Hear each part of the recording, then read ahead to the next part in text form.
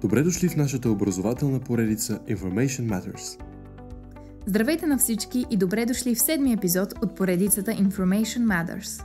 Днес ще говорим за медийна грамотност и платформите на социалните медии.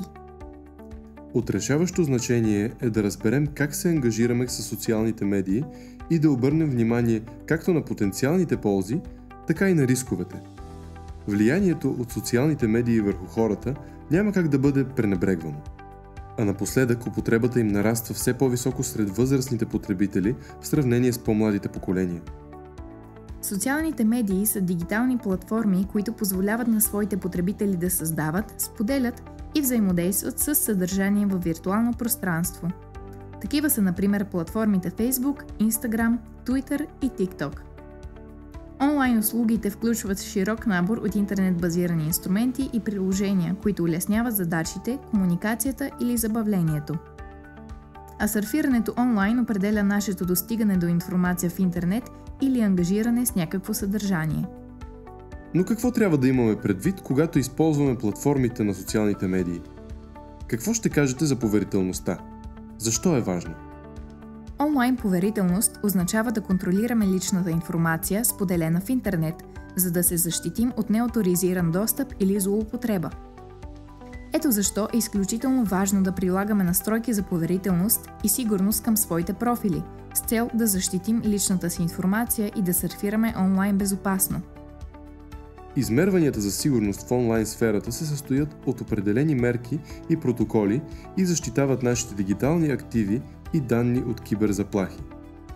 Медийната грамотност включва осъзнато потребление на платформите на социалните медии и използване на онлайн услуги чрез тяхното разбиране и ефективно управление на аспектите на поверителността и сигурността за безопасно и информирано дигитално присъствие. В допълнение, проявата на критичност е решаваща, за да можете да оцените достоверността на информацията, споделена в социалните медии, и да избегнете фалшиви новини.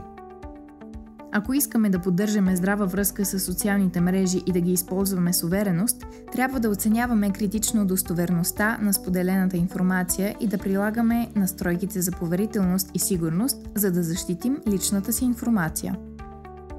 Социалните мрежи са важен инструмент за комуникация, чрез който се свързваме с другите и имаме достъп до определено съдържание, като подобряваме своята дигитална социална ангажираност. Също така обаче е важно винаги да сме наясно с проблемите, свързани с поверителността и етичния ангажимент в рамките на тези платформи, например във Facebook. Само така можем напълно да разберем социалните мрежи и тяхното въздействие, както и собствените си нужди, с което да правим своя информиран избор. Можем да имаме по-положителни, балансирани и сигурни онлайн преживявания. Чрез интегрирането на тези практики можем да оползотворим възможните ползи от социалните медии, като същевременно минимизираме рисковете и насърчим отговорното дигитално гражданство. Не пропускайте останалите видеоуроци от информативната поредица и намерете още полезна информация на нашия уебсайт informationmatters.eu.